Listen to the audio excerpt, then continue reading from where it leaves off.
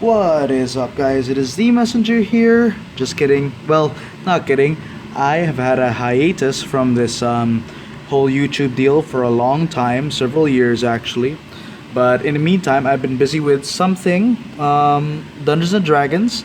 I've been doing this way longer than I've been doing YouTube. I've been a DM for almost 5 years, professionally for about maybe four, right? And I've collected a bunch of stuff along the lines of dice, books, dungeon screens, customized stuff, a bunch of player maps. I have a lot actually, and the main reason I'm having this video is so I can show off this new merch I got, the Descent into Avernus dice and Miscellany kit. So let's read up in towards the back. This is an unboxing video of sorts. So it says over here, let's get this focused. Yep, Infernal Fortune finds form.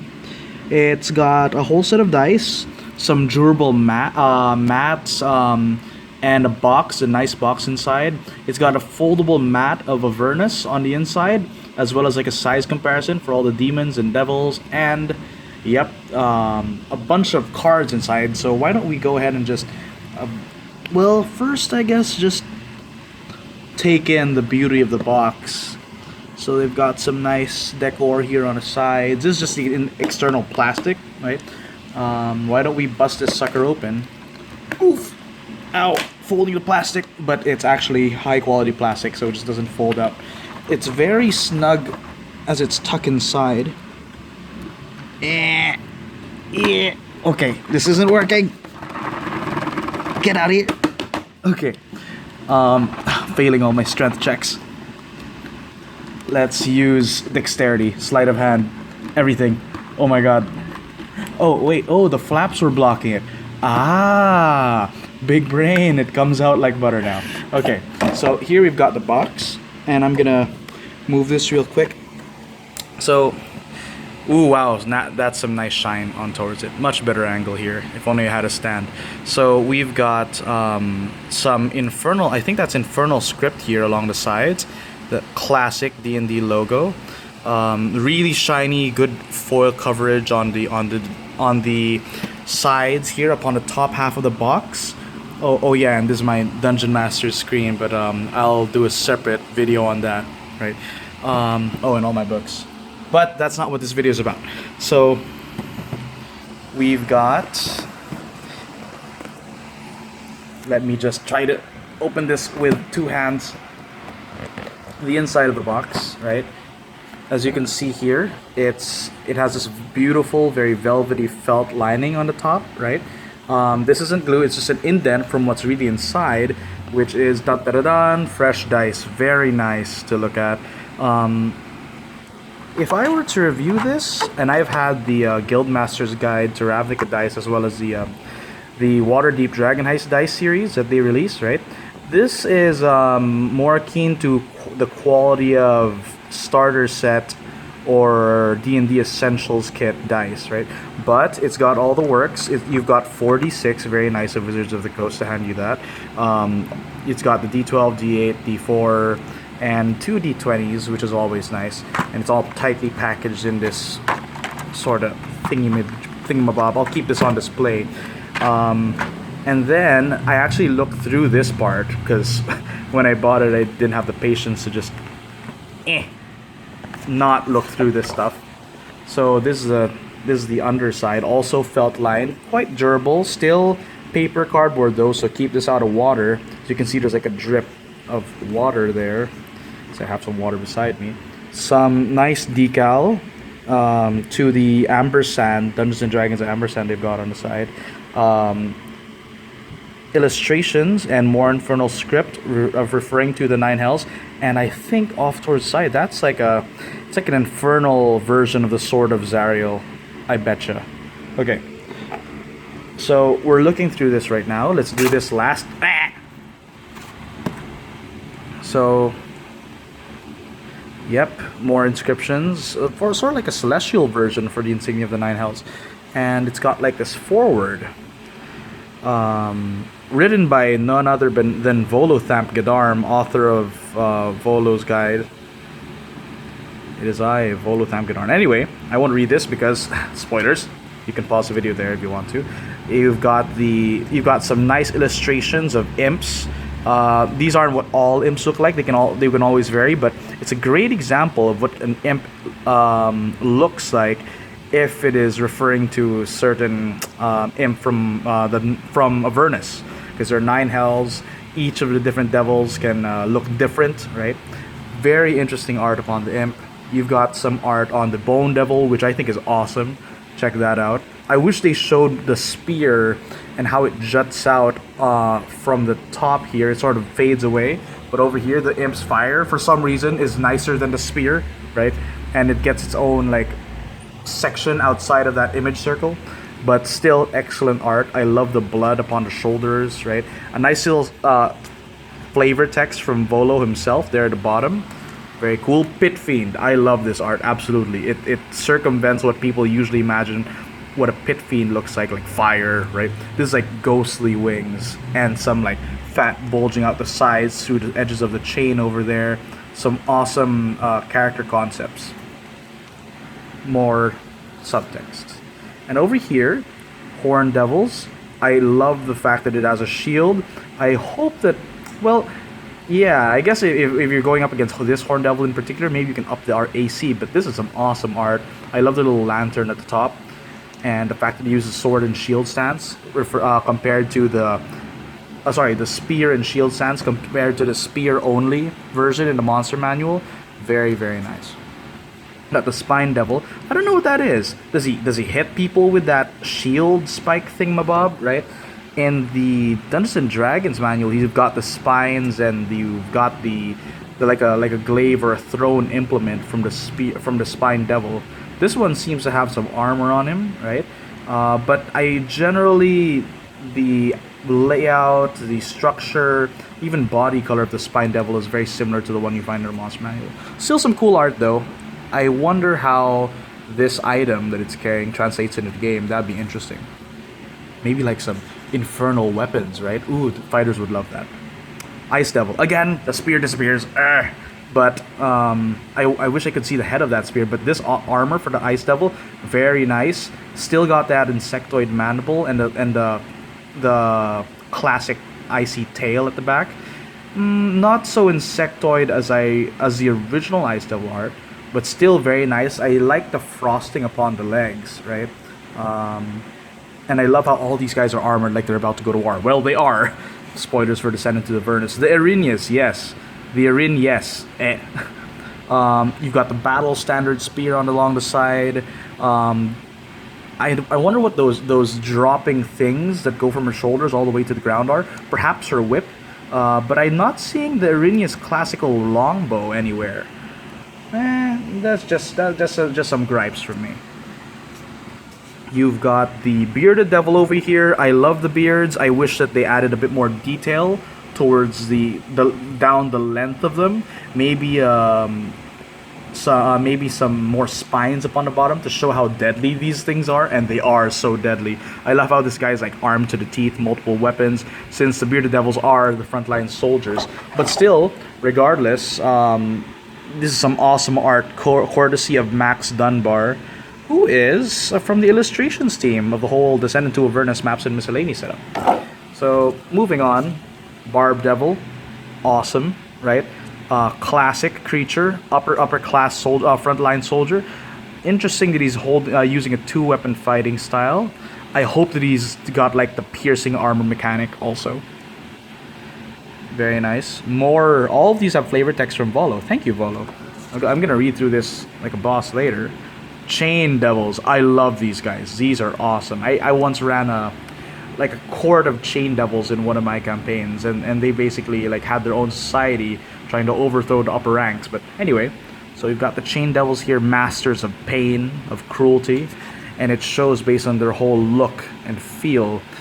Man, sick. And yes, moving on from devils, we head off towards the demons.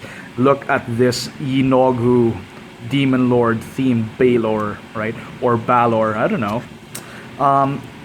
Interesting that they didn't go for the lightning sword mechanic like it says in the monster manual, but you've got the classical whip, like, and I like how, since these was themed after Yinogru, Demon Lord Yinogru of savagery, cannibalism, you've got like the bone handle for the whip, very nice touch, and like the bottomless gullet for this Balor,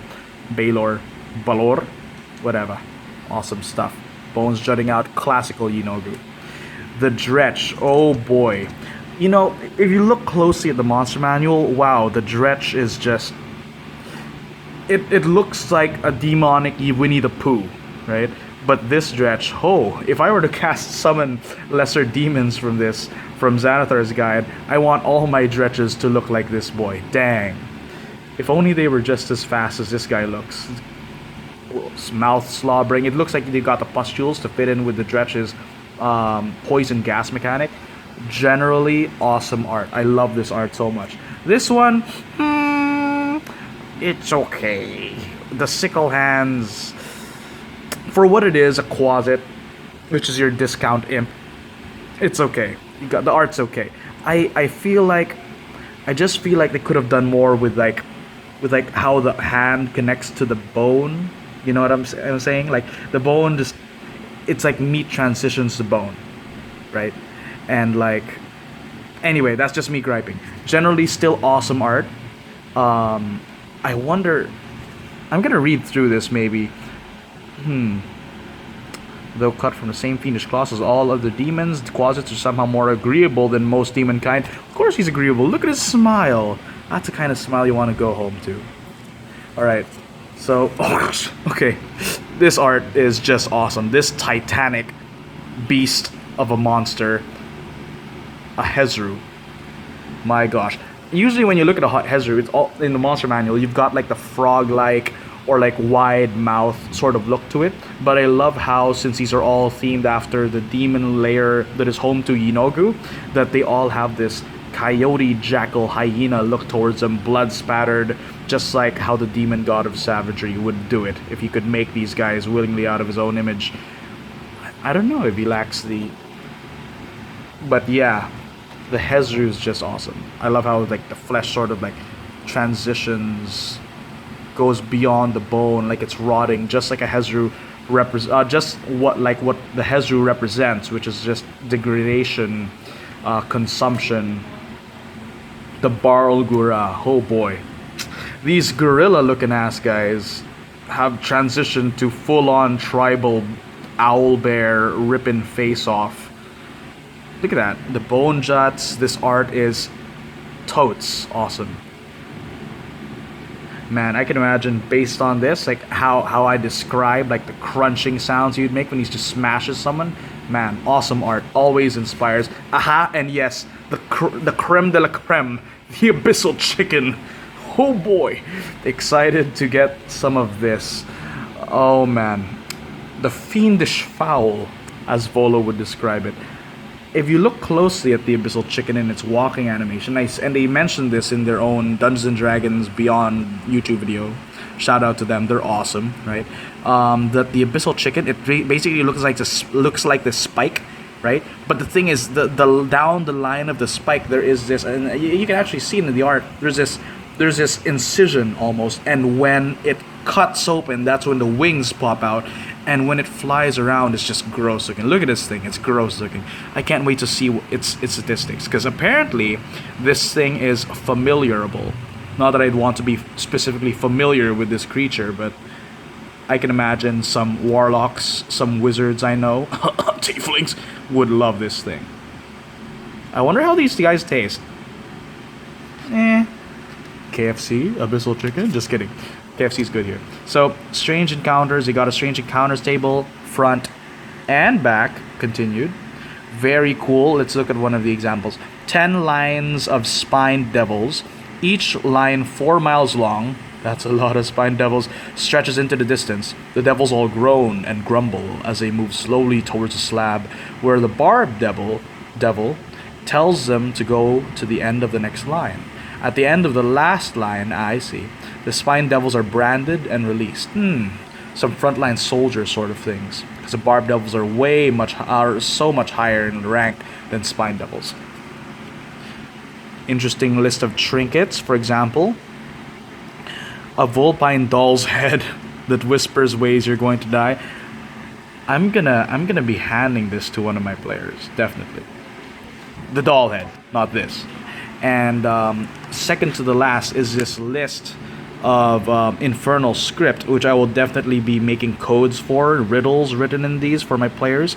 They are gonna have a good time going through this confusing thingamajig, and a little excerpt from Volo's works, I guess, talking about how the script works. Now, here is the awesome part. Gonna put my phone down for a second. Yes, I'm recording on my phone. Don't judge me. And now I've unfolded it. Voila. You've got a map of Avernus. Sick in scope. Excellent in representation. No labels. Not that I'd expect, Avernus to have labels. This can't be all of Avernus, most definitely. Avernus is just this expansive front line. But for sure, this is most probably where your players will be going through. And I love the little details they've got. I have no idea what the heck these things are. You know what? You know what would have been cool? If they put labels on this written in infernal text. Then us, the people that have this, have to translate it. That'd be sick. Actually, I think that's epistle text right there. I'm gonna be translating that right now. Ooh, yeah, there's a bunch. Very interesting.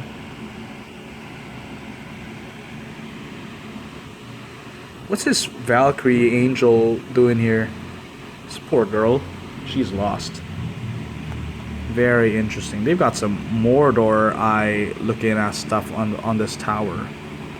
And the casual pit fiend just chilling like a villain up there. Yes, this place looks very, very deadly. But on the other side, scale comparisons. Now, you would think that, the pit fiend would be just as large or larger than the devil, but than the Baldur. But this is sick. Look at this. The Baldur just towers over the pit fiend in scope and scale. The Barlgora just about the size of a horned devil, but the Hezu just slightly larger. And I like how they added this little tidbit over here where a human Hellrider, how large he is compared to the other devils. Funny, because the Barb Devil usually just kills every human it sees, right? But surprisingly, a Barb Devil's shorter than normal humans, right? Funny, I thought the pit fiend would be larger than a human, but the Balor is about the right size. Because if he's standing upright, if he's not hunched over, my goat. Bone Devil still scrunched down. But generally, this is pretty cool. Well, that's about all the time we've got for this. That's all the cards. And let's just get one last look of the box. Sorry, stuff fell over. Felt lined. And when you pack everything up neatly over here in this corner, let's say the closet's there for all the OCD people. Shut up, I'm gonna fix it later after I'm done with this video. That is how the box looks like generally. So you've got the D&D ampersand here and the box. Well, that's about it. Thanks for listening to the unboxing for this Descent into Avernus thing. Oh, by the way, I plan to slowly transition this channel into a Dungeons and Dragons thing. Some of my players, and I have a bunch of player groups, I'm trying to work with them to get some recordings of their new games once a new campaign's starting. Our previous campaigns are just about ended, but once they're done, we're going to transition to new stories, new worlds, new lands, and we plan to stream that. If you guys are ever interested, just keep subscribed, like and subscribe. Anyway, see you guys.